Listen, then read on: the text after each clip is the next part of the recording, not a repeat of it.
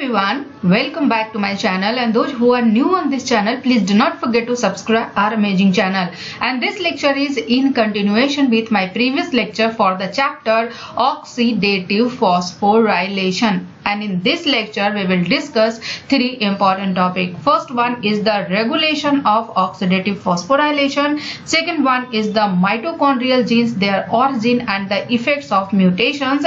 Third one is the role of mitochondria in apoptosis and oxidative stress.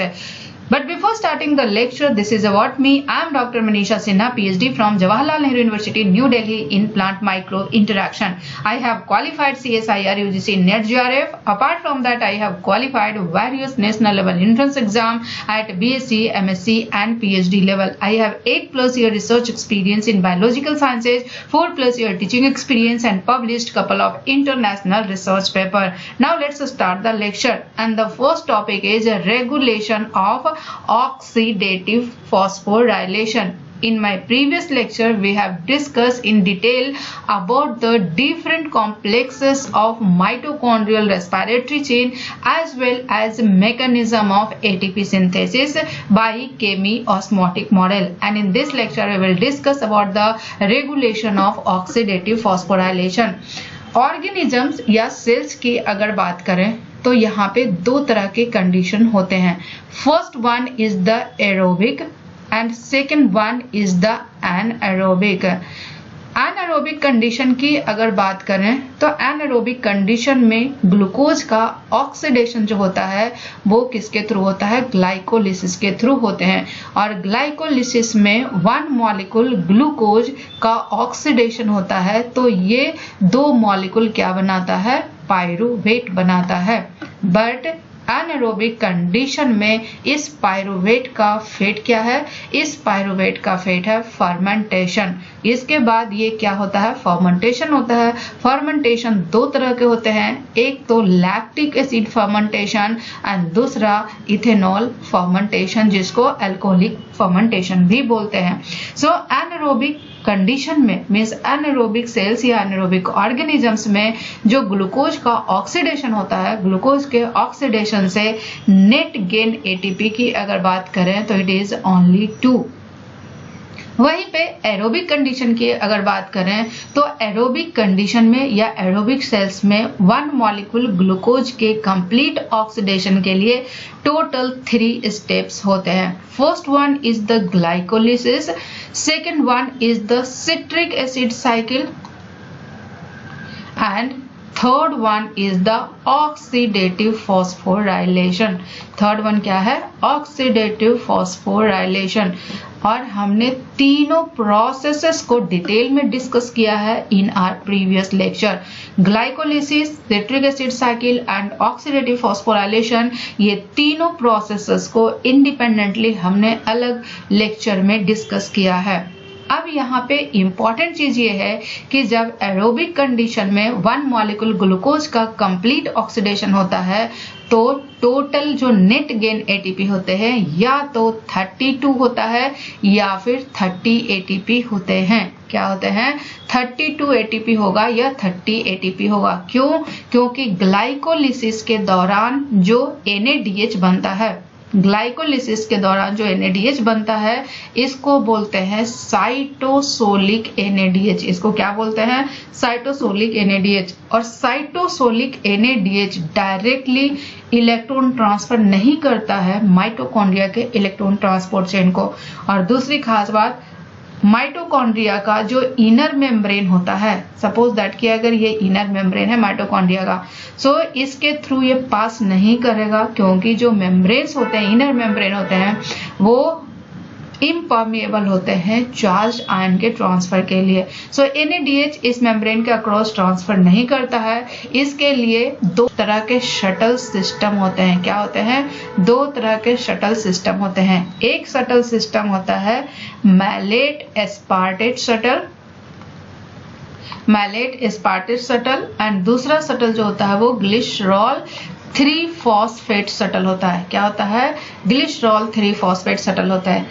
अगर mallet aspartate shuttle काम करता है तो वहां पे जो साइटोसोलिक NADH है, साइटोसोलिक NADH से 2.5 ATP का फॉर्मेशन होता है। क्या होता है? 2.5 ATP का फॉर्मेशन होता है, क्योंकि ये कॉम्प्लेक्स 1 से ही पास करता है।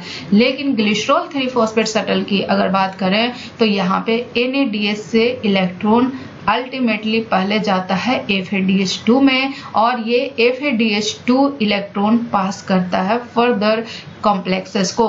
और FADH2 की अगर बात करें तो 1 FADH2 से 1.5 ATP फॉर्मेशन होता है। सो साइटोसोलिक NADH कितने होते हैं? 2 NADH होते हैं साइटोसोलिक, तो टोटल ATP कितना बनेगा? 5 ATP बनेगा। लेकिन अगर ग्लिसरॉल 3-फॉस्फेट शटल काम करेगा तो यहाँ पे 3 ATP का फॉर्मेशन होता है।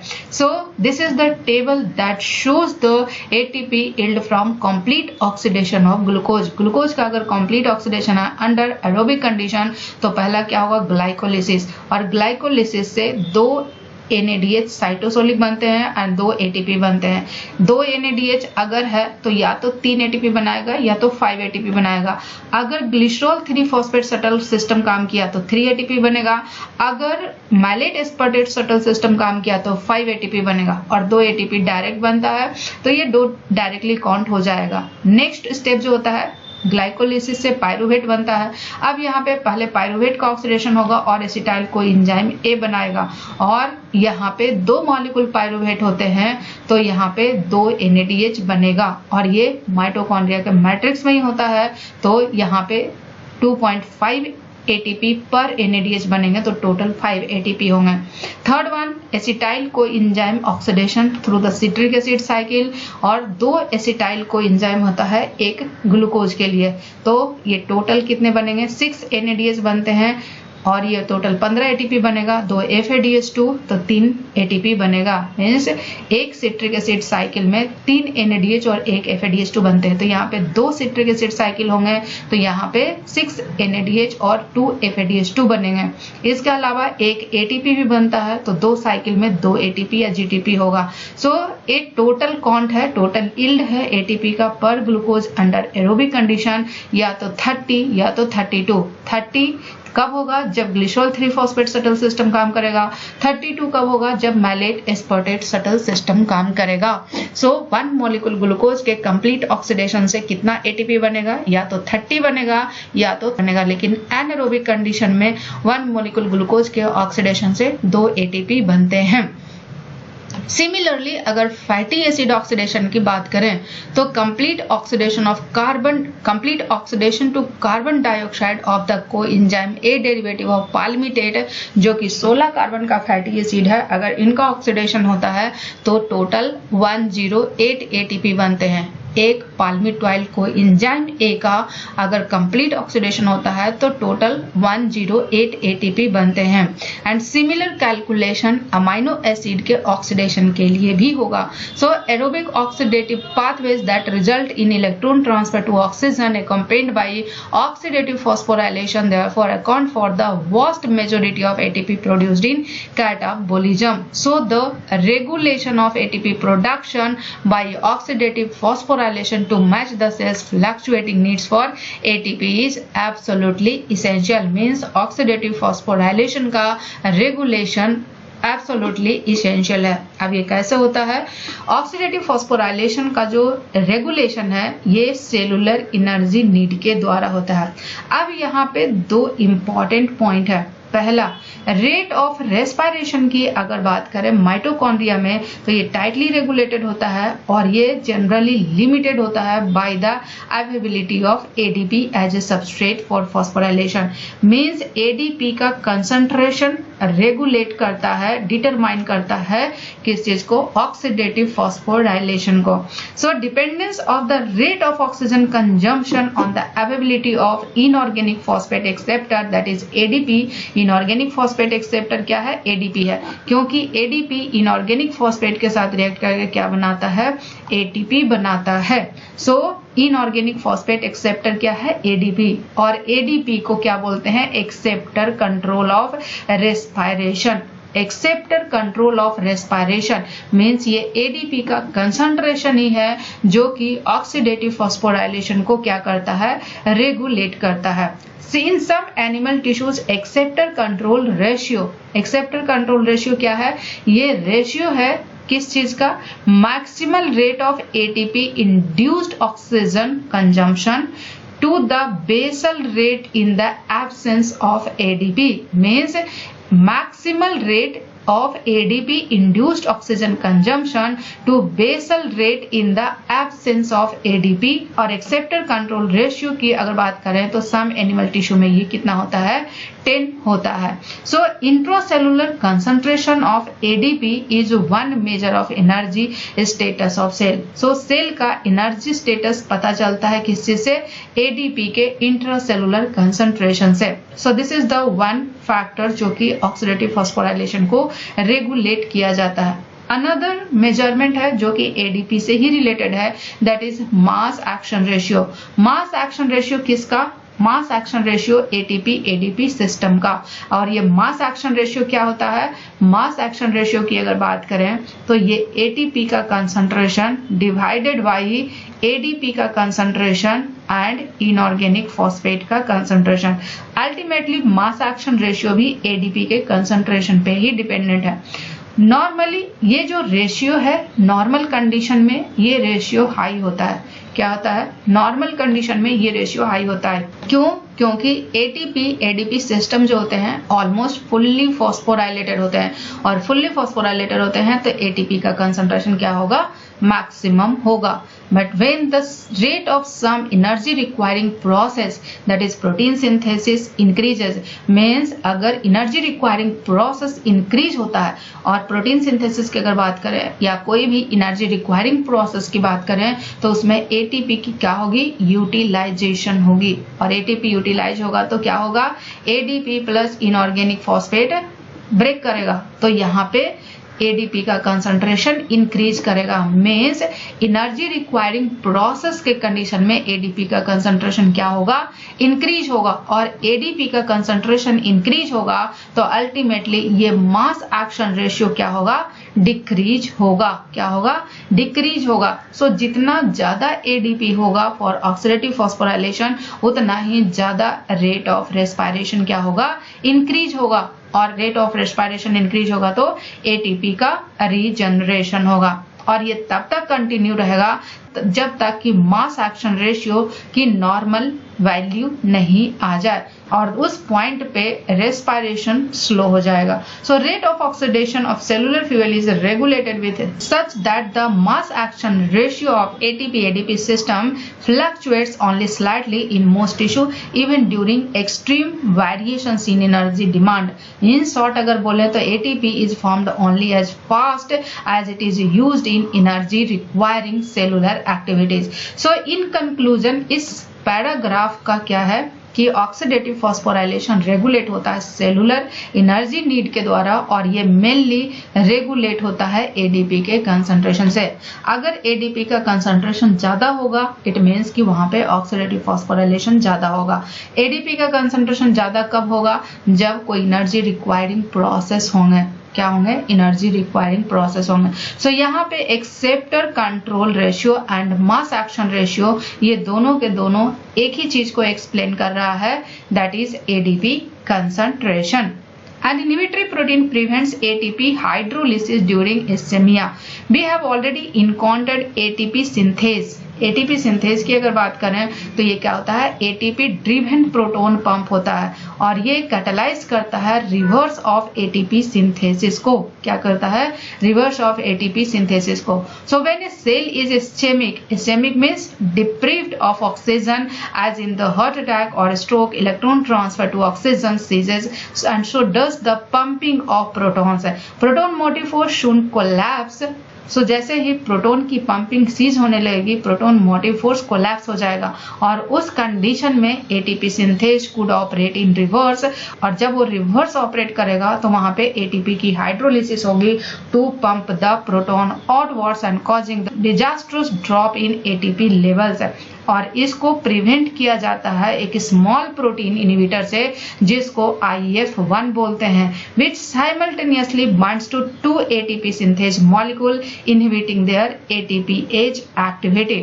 मीन्स ये IF1 क्या है, 2 ATP सिंथेज से एक साथ बाइंड करता है और ATPase एक्टिविटी को क्या करता है, इनहिबिट करता है। IF1 is inhibitory only in its dimeric form, which is favored at pH lower than 6.5. In a cell's starved for oxygen, the main source of ATP becomes glycolysis, and the pyruvic or lactic acid thus formed lowers the pH in the cytosol and mitochondrial matrix. This favors IF1 dimerization, leading to inhibition of ATPase activity of ATP synthase, thereby preventing best full hydrolysis of ATP.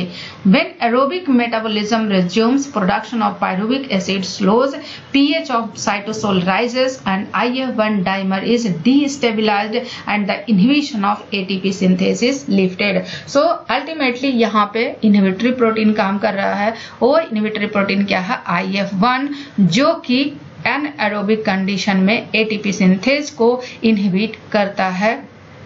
Uncoupled mitochondria in brown fat produces heat. ये कैसे होता है? There is a remarkable and inspective exception to the general rule that respiration slows when ATP supply is adequate. Means जब ATP का supply होता है adequate तो rate of respiration slow हो जाता है। Most newborn mammals की अगर बात करें including humans, तो वहाँ पे एक type of adipose tissue होता है, उस टिश्यू को बोलते हैं brown fat। brown fat की अगर बात करें तो brown fat में ऑक्सीडेशन फ्यूल का तो होता है, एंड दैट फ्यूल के ऑक्सीडेशन से एटीपी प्रोड्यूस नहीं होता है बट हीट प्रोड्यूस होता है, और वो हीट क्या करता है, न्यू बॉर्न को वार्म रखता है। And this specialised adipose tissue is brown because of presence of large number of mitochondria and thus large amounts of cytochromes whose heme groups are strong absorber of visible light। Means brown adipose tissue की खास बात क्या है कि इसमें large number of mitochondria होंगे, और mitochondria में साइटोक्रोम्स होते हैं, और साइटोक्रोम में हीम ग्रुप होते हैं, जिसकी वजह से ये ब्राउन दिखता है। इस माइटोकॉन्ड्रिया की खास बात यह है, किस माइटोकॉन्ड्रिया, ब्राउन फैट की माइटोकॉन्ड्रिया की खास बात यह है कि इसमें सारे कॉम्प्लेक्सेस तो एज इट इज होते हैं जो नॉर्मल माइटोकॉन्ड्रिया में होता है। ब्राउन फैट के माइटोकॉन्ड्रिया की खास बात यह होती है कि इसमें एक अनकपलिंग प्रोटीन होता है। अनकपलिंग प्रोटीन को क्या बोलते हैं, थर्मोजेनिन। थर्मोजेनिन की अगर बात करें तो ये प्रोटोन के लिए पाथ प्रोवाइड करता है। कॉम्प्लेक्स 1, 2, 3, 4 से जो प्रोटोन ग्रेडिएट बनते हैं, मैट्रिक्स में प्रोटोन का कंसंट्रेशन लो होता है, लेकिन इंटरमेम्ब्रेन स्पेस में प्रोटोन का कंसंट्रेशन हाई हो जाता है।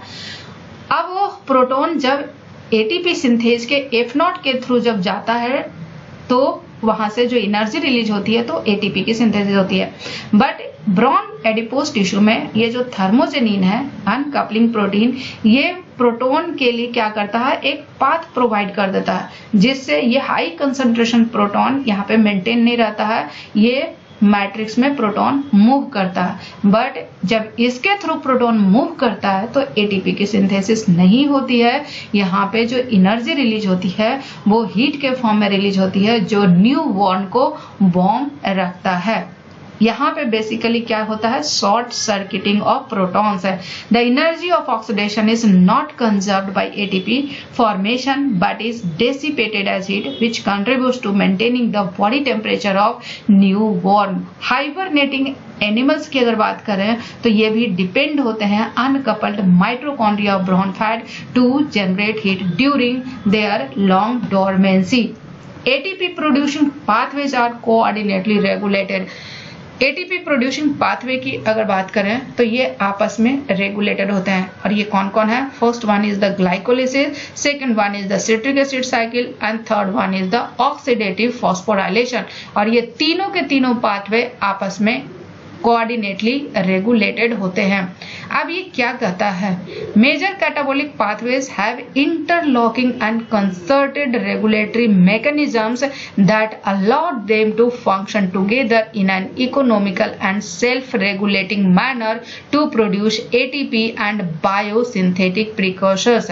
सो यहाँ पे क्या काम करता है, यहाँ पे काम करता है relative concentration of ATP and ADP control. And relative concentration of ATP ADP control सिर्फ और सिर्फ rate of electron transfer and oxidative phosphorylation को ही नहीं बल्कि rate of citric acid cycle, pyruvate oxidation and glycolysis को भी कंट्रोल करता है। ये जो एटीपी एडीपी का कंसंट्रेशन है ये इन सारे प्रोसेसेस को कंट्रोल करता है। Whenever ATP consumption increases, the rate of electron transfer and oxidative phosphorylation increases, and simultaneously rate of pyruvate oxidation via citric acid cycle increases, increasing the flow of electrons into the respiratory chain. And these events can in turn evoke to an increase in rate of glycolysis, increasing rate of pyruvate formation means इससे क्या होगा, glycolysis का rate increase होगा, pyruvate का formation rate increase होगा। When conversion of ADP to ATP lowers the ATP concentration, acceptor control slows electron transfer and thus oxidative phosphorylation. So जब conversion ADP से ATP में क्या होगा, लोअर होगा मीन्स एडीपी का कंसंट्रेशन कम होगा, सो वहां पे क्या होगा, electron transfer and oxidative phosphorylation slow हो जाएगा। Glycolysis and citric acid cycle भी स्लो हो जाएगा। क्यों? क्योंकि एटीपी क्या है, allosteric inhibitor of glycolytic enzyme PFK1 and pyruvate dehydrogenase. ATP is the allosteric inhibitor of glycolytic enzymes PFK1 and pyruvate dehydrogenase। PFK1 की अगर बात करें तो ये सिट्रेट से भी इनहिबिट होता है। सिट्रेट क्या है, सिट्रिक एसिड साइकिल का फर्स्ट इंटरमीडिएट है। When the cycle is idling, citrate accumulates within the mitochondria then spills into cytosol. When the concentration of both ATP and citrate rises, they produce a concerted allosteric inhibition of PFK1. Means PFK1 का inhibitor क्या है, ATP and citrate दोनों है। यहाँ पे अगर देखें hexokinase की अगर बात करें तो ग्लूकोज 6 फॉस्फेट इसको इनहिबिट करता है। जब ग्लूकोज 6 फॉस्फेट का कंसंट्रेशन बढ़ेगा तो हेक्सोकाइनेज इनहिबिट होगा, लेकिन इनऑर्गेनिक फॉस्फेट का कंसंट्रेशन बढ़ेगा तो हेक्सोकाइनेज क्या होगा, एक्टिव हो जाएगा। सिमिलरली PFK1 की बात करें तो PFK1 ATP एंड सिट्रेट से इनहिबिट होता है, वहीं पे AMP एंड ADP से एक्टिवेट होता है। पाइरुवेट काइनेज की अगर बात करें तो ADP से एक्टिवेट होता है, ATP एंड NADH से इनहिबिट होता है। वहीं पे पाइरुवेट डिहाइड्रोजिनेज कॉम्प्लेक्स की अगर बात करें तो ये ATP एंड NADH से इनहिबिट होता है, AMP ADP NAD+ से एक्टिवेट होता है। सिट्रेट सिंथेज की अगर बात करें तो ये ADP से एक्टिवेट होता है, ATP एंड NADH से इनएक्टिवेट होता है। आइसोसिट्रेट डिहाइड्रोजिनेज की अगर बात करें तो ADP से एक्टिवेट होता है, ATP से इनहिबिट होता है। अल्फा कीटोग्लूटरेट डिहाइड्रोजिनेज की अगर बात करें तो ये सक्सिनाइल कोएंजाइम A से भी इनहिबिट होता है, इवन ATP और NADH से भी इनहिबिट होता है। अब यहाँ पे आते हैं ऑक्सीडेटिव फॉस्फोराइलेशन। ऑक्सीडेटिव फॉस्फोराइलेशन की अगर बात करें तो ये ADP यानी इनऑर्गेनिक फॉस्फेट का कंसंट्रेशन अगर ज्यादा है तो ये एक्टिवेट होगा, लेकिन ATP का कंसंट्रेशन ज्यादा है तो ये इनहिबिट होगा क्योंकि वहां पे ऑलरेडी एनर्जी है। इन कंक्लूजन अगर बोले तो ADP या AMP क्या करता है, पाथवे को एक्टिवेट करता है, लेकिन ATP पाथवे को इनहिबिट करता है। Now mitochondrial genes, their origin and the effect of mutations। Mitochondrial genes की अगर बात करें तो माइटोकॉन्ड्रिया में उनका खुद का जीनोम होता है और वो genome circular double standard DNA molecule होते हैं। And each of the hundreds or thousands of mitochondria in a typical cell has about 5 copies of this genome. कितने कॉपीज होते हैं, 5 कॉपीज होते हैं। ह्यूमन माइटोकॉन्ड्रियल क्रोमोसोम की अगर बात करें तो उसमें 37 जीन होते हैं। 37 में 13 जीन जो होता है वो प्रोटीन, उस प्रोटीन को इनकोड करता है जो रेस्पिरेटरी चेन का है। And the remaining genes code for rRNA and tRNA molecules essential to protein synthesizing machinery of mitochondria. About 900 different mitochondrial proteins are encoded by nuclear genes synthesized on cytoplasmic ribosomes, then imported and assembled within mitochondria. Mutations in mitochondrial gene causes human disease. A growing number of human diseases can be attributed to mutations in mitochondrial gene, and many of these diseases, those known as mitochondrial encephalomyopathies, affect primarily the brain and skeletal muscles, both heavily dependent on abundant supply of ATP. और this disease are invariably inherited from mother. क्यों? Because a developing embryo derives all its mitochondria from mother eggs. Rare disease की अगर बात करें तो labour से hereditary optic neuropathy LHON, ये क्या करता है? ये सेंट्रल नर्वस सिस्टम को अफेक्ट करता है, including optic nerves causing bilateral loss of vision in early adulthood. A single base change in mitochondrial gene ND4 changes the arginine residue to histidine residue. Arginine residue से histidine residue में convert हो जाते हैं polypeptide of complex 1. इसकी वजह से क्या होता है? Result is mitochondria partially defective in electron transfer from NADH to ubiquinone. Although these mitochondria can produce some ATP by electron transfer from succinate, they apparently cannot supply sufficient ATP to support the very active metabolism of neurons. One result is damage to the optic nerves leading to blindness. A single base change in mitochondrial gene for cytochrome B, a component of complex 3, also produces LHON, demonstrating that the pathology results from general reduction of mitochondrial function, not specifically from the defect in electron transfer through complex 1. Myoclonic epilepsy and erect red fiber disease MERRF is caused by a mutation in the mitochondrial gene that encodes a transfer RNA specific for lysine. This disease, characterized by uncontrolled muscular jerking, apparently results from defective production of several of proteins whose synthesis involves mitochondrial tRNA. Skeletal muscle fibers of individuals with MERRF have abnormally shaped mitochondria that sometimes contain paracrystalline structure. Mutations in the mitochondrial lysyl tRNA gene are also one of the cause of adult onset type 2 diabetes mellitus.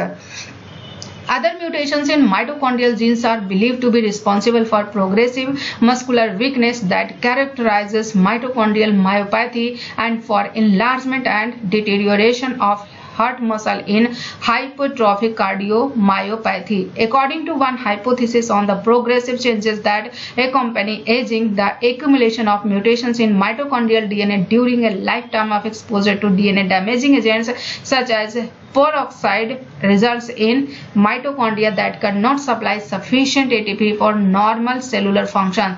Mitochondrial disease can also result from mutation in any one of the 900 nuclear genes that encode mitochondrial proteins. So respiratory proteins encoded by mitochondrial genes in humans की अगर बात करें, NADH dehydrogenase number of subunits more than 43, succinate dehydrogenase 4 subunits होते हैं A, B, C, D. ubiquinone cytochrome C oxidase की अगर बात करें तो इसमें 11 subunits होते हैं, cytochrome oxidase में 13 subunits होते हैं, ATP synthase में 8 subunits होते हैं, and number of subunits encoded by mitochondrial DNA 43 में से 7 माइटोकॉन्ड्रिया के द्वारा इनकोड किया जाता है, 4 में से एक भी माइटोकॉन्ड्रिया के द्वारा इनकोड नहीं किया जाता है, 11 की अगर बात करें तो इसमें सिर्फ एक माइटोकॉन्ड्रिया के द्वारा इनकोड किया जाता है, 13 में से सिर्फ 3 माइटोकॉन्ड्रिया के द्वारा इनकोड किया जाता है, 8 में से सिर्फ 2 माइटोकॉन्ड्रिया के द्वारा इनकोड किया जाता है. And this is the mitochondrial genes and mutation. So this is the basically map of mitochondrial genes and mutations. Bacterial respiratory chain की अगर बात करें, so this is the structure of bacterial respiratory chain. Bacterial respiratory chain जो होते हैं वो minimal form में होते हैं ऑफ कॉम्प्लेक्स 1. सो यहाँ पे NADH सक्सिनेट और ग्लिसरॉल, यहाँ से इलेक्ट्रॉन FAD को जाता है, FAD से FES सेंटर में जाता है, 4FE 4S सेंटर में जाता है, देन यूबिक्विनोन में जाता है, यूबिक्विनोन से फिर साइटोक्रोम B में जाएगा, साइटोक्रोम B से cytochrome O, then copper and then ultimately oxygen. So bacterial equivalent of ubiquinone, यहाँ पे जो यूबिक्विनोन होते हैं वो यूबिक्विनोन को बोलते हैं मेनाक्विनोन. क्या बोलते हैं? मेनाक्विनोन. सो इस तरह से बैक्टीरिया में क्या होते हैं? रेस्पिरेटरी चेन काम करते हैं. माइटोकॉन्ड्रिया की अगर बात करें तो they are evolve from endosymbiotic bacteria. Existence of mitochondrial DNA, ribosomes and tRNA support the hypothesis that endosymbiotic origin of mitochondria. क्या हुआ है? माइटोकॉन्ड्रिया की ऑरिजिन जो है ये क्या है? इंडोसिम्बायोटिक बैक्टीरिया से हुई है. इंडोसिम्बायोटिक बैक्टीरिया से कैसे हुआ है? जो ऑर्गेनिजम्स एरोबिक थे, जो फर्स्ट ऑर्गेनिज्म एरोबिक थे, including respiration linked ATP production, they were prokaryotes. जो फर्स्ट एरोबिक ऑर्गेनिज्म थे वो क्या थे? प्रोकैरियोटिक थे। मीन्स प्रिमिटिव प्रोकैरियोट जो कि एनारोबिकली रहते थे, they acquired the ability to carry out oxidative phosphorylation when they established a symbiotic relationship with bacteria living in the cytosol। Means जो anaerobic थे उन्होंने symbiotic relationship बनाया किसके साथ? प्रोकैरियोटिक एरोबिक ऑर्गेनिज्म के साथ। And after much evolution and the movement of many bacterial genes into the nucleus of the host eukaryotic, the endosymbiotic bacteria eventually क्या हो गया? माइटोकॉन्ड्रिया हो गया। So माइटोकॉन्ड्रिया क्या है? Mitochondria is basically prokaryotic aerobic bacteria, and this hypothesis presumes that the early pre-living prokaryotes had the enzymatic machinery for oxidative phosphorylation and predicts that their modern prokaryotic descendants must have respiratory chain closely similar to those of modern eukaryotes. They do aerobic bacteria carry out NAD-linked electron transfer from substrate to oxygen coupled to phosphorylation of cytosolic ADP. Dehydrogenases are located in bacterial cytosol and the respiratory chain in the plasma membrane. डिहाइड्रोजिनेजेस कहाँ होते हैं? Cytosol में होते हैं, लेकिन respiratory chain plasma membrane में होते हैं, क्योंकि बैक्टीरिया में क्या था? बैक्टीरिया में माइटोकॉन्ड्रिया नहीं था, बैक्टीरिया ही खुद माइटोकॉन्ड्रिया में कन्वर्ट हुआ है। इलेक्ट्रॉन कैरियर्स की अगर बात करें तो सिमिलर होते हैं सब माइटोकॉन्ड्रियल इलेक्ट्रॉन कैरियर्स की तरह, जो कि अभी हमने पढ़ा है। They translocate protons outward across the plasma membrane as electrons are transferred to oxygen. Bacteria such as E. coli have F0, F1 complexes in their plasma membrane. F1 portion cytosol में protruded रहता है और वो ATP की synthesis को catalyse करता है as proton flow back into the cell through the proton channels of F0. Respiration linked extrusion of protons across the bacterial plasma membrane also provides the driving force for other processes.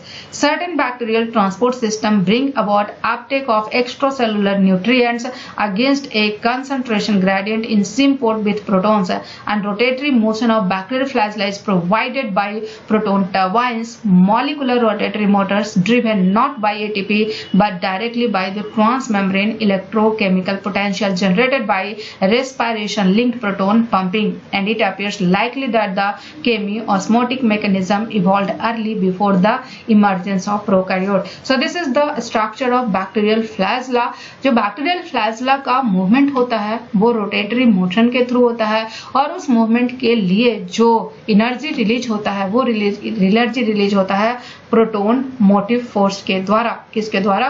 Proton motive force के द्वारा। Now role of mitochondria in apoptosis and oxidative stress. So this is the role of mitochondria in apoptosis. Mitochondria apoptosis में किस तरह से role play करता है? Apoptosis को programmed cell death भी बोलते हैं, and it is a process in which individual cells die for the good of organism, such as in the course of normal embryonic development, and the organism conserves the cell's molecular components. Molecular components क्या हैं? Amino acids, nucleotides and other chemical components. Apoptosis की अगर बात करें तो ये external signal से trigger होता है और ये प्लाज्मा मेम्ब्रेन रिसेप्टर पे काम करता है, या फिर internal events such as DNA damage, viral infection, oxidative stress from the accumulation of ROS और other such stresses as a heat shock से भी एक्यूमुलेट ट्रिगर होता है। माइटोकॉन्ड्रिया की अगर बात करें तो एपोप्टोसिस को ट्रिगर करने में काफी क्रिटिकल रोल प्रोवाइड करता है। कैसे करता है? When stressor gives signals for cell death, जब स्ट्रेसर सिग्नल देता है सेल डेथ के लिए, चाहे वो डेवलपमेंटल सिग्नल हो, रॉस हो, स्ट्रेस हो, डीएनए डैमेज हो, इससे क्या होता है? माइटोकॉन्ड्रिया का जो आउटर मेम्ब्रेन है, this one is the outer membrane. Outer membrane of mitochondria की परमेबिलिटी बढ़ जाती है। परमेबिलिटी क्यों बढ़ती है? क्योंकि आउटर माइटोकॉन्ड्रिया में एक पोर होता है जिसको बोलते हैं परमेबिलिटी ट्रांजिशन पोर कॉम्प्लेक्स, पीटीपीसी। पीटीपीसी की ओपनिंग हो जाती है, पीटीपीसी ओपन हो जाता है, इस वजह से माइटोकॉन्ड्रिया की परमेबिलिटी बढ़ जाती है। किसके लिए? साइटोक्रोम सी के लिए। अब परमेबल हो जाएगा तो साइटोक्रोम सी कहाँ आ जाएगा? सब बाहर आ जाएगा। साइटोक्रोम सी साइटोसोल में जब आ जाएगा तो ये APAF1 के साथ बाइंड कर जाता है। क्या करता है? APAF1 के साथ बाइंड कर जाता है और इसके साथ साथ APAF1 ATP से भी बाइंड करता है और एक तरह से कॉम्प्लेक्स बनाता है और टोटल 7 APAF बाइंड होते हैं और उस स्ट्रक्चर को एपोप्टोजोम बोलते हैं। जैसे ही एपोप्टोजोम बनता है, एपोप्टोजोम में 7 APAF होता है, 7 APAF1 होता है और 7 साइटोक्रोम C होता है। क्या होता है? 7 साइटोक्रोम C होता है। अब ये एपोप्टोजोम क्या करता है? प्लेटफॉर्म प्रोवाइड करता है। किसके लिए?